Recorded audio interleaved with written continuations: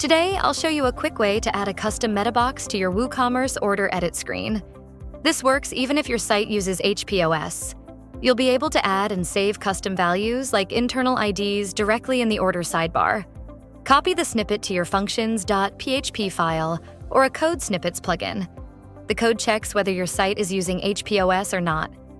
Based on that, it chooses the correct screen ID and adds the same Metabox to whichever screen your store is using. Open any order. You'll see the order number and a text field labeled Number ID. You can enter your custom ID and save it immediately. Once saved, the value is stored in the order meta and can also be seen in the custom field section if you have it enabled. This lets you keep track of internal order IDs and organize them more efficiently. For more practical WooCommerce tips, check out our other tutorials.